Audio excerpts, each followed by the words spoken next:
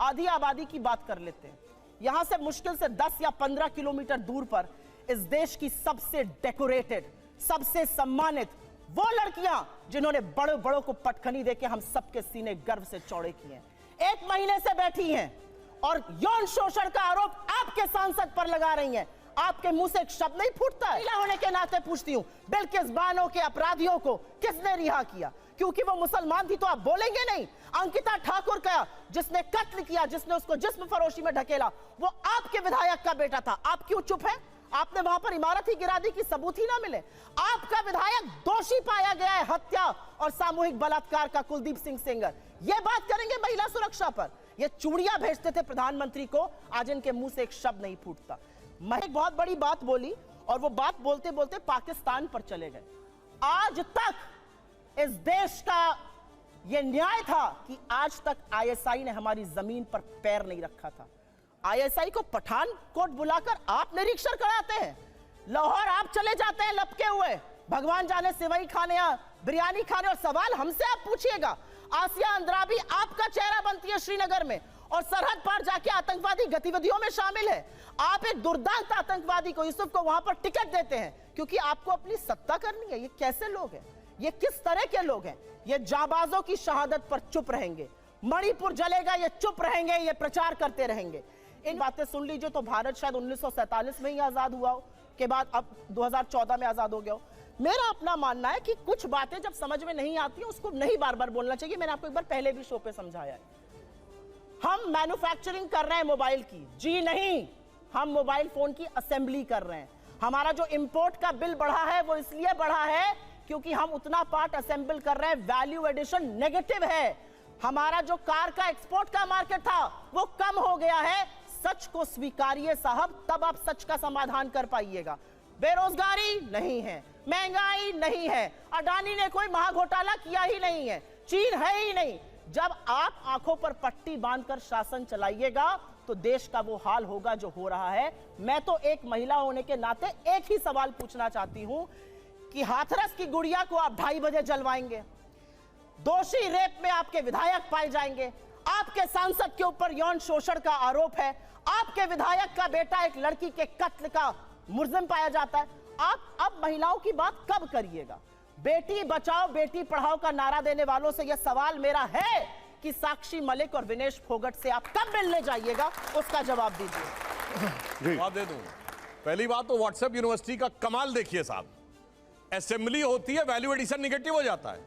अरे भैया ऐसा कहीं होता है? अगर कहीं पर कोई आपको असेंबल करने को देता है तो अपना प्रोडक्ट देते तो आप उस पर सर्विस चार्ज लेकर ही बेचेंगे। $1 बिलियन का हम लोगों ने एप्पल के फोन एक्सपोर्ट किए हैं असेंबल करके ही।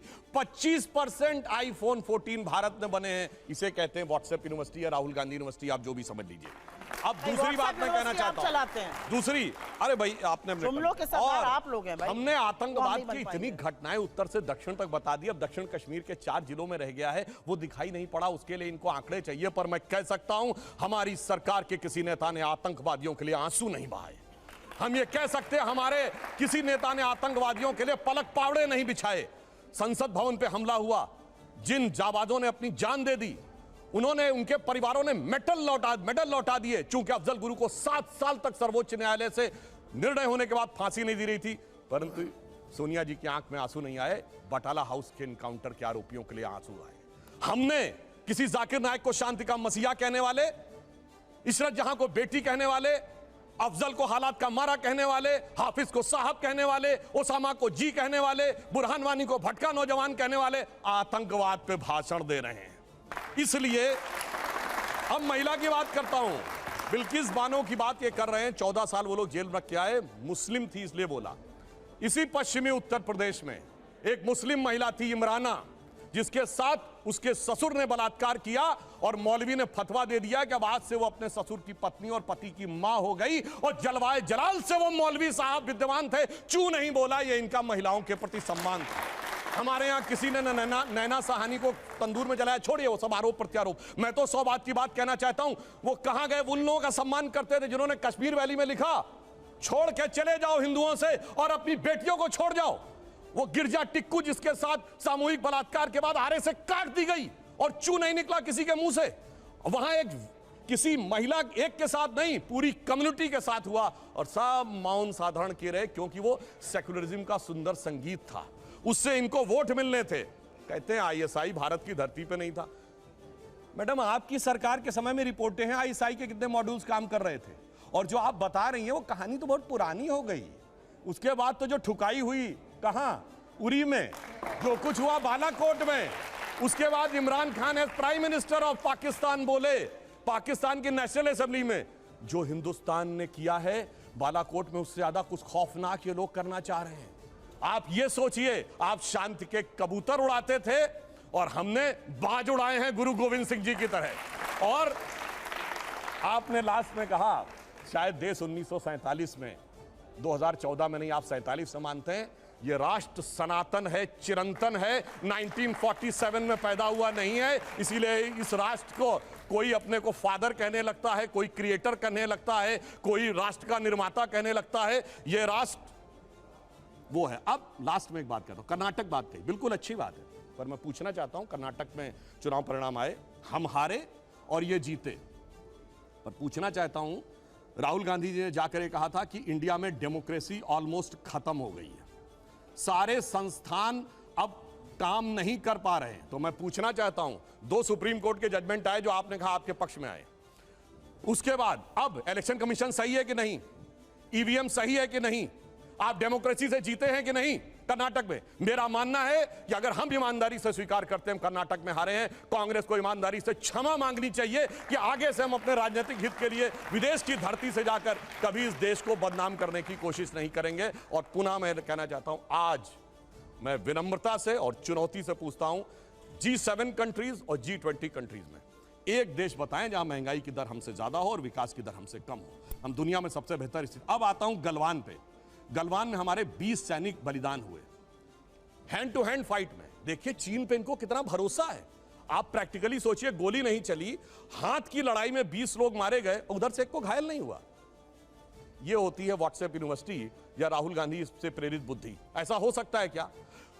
इंटरनेशनल मीडिया ने बताया कि 60 के करीब उनके सैनिक मारे गए, उसने एक घायल की भी सूची नहीं जारी की, पर चाइना के डाटा पे भरोसा है और भारत की सेना पे भरोसा नहीं है। और अगर मैं पूछूं, जो हमारे जवान वहां बलिदान हुए थे वो किस रेजिमेंट के थे पता है आपको? बिहार रेजिमेंट। बिहार रेजिमेंट का युद्ध उद्घोष जानते क्या है? बहुत घनघोर सांप्रदायिक लगेगा आपको। बिहार रेजिमेंट का युद्ध उद्घोष है बजरंग बली की जय, मगर वो इनको लगता है सांप्रदायिक।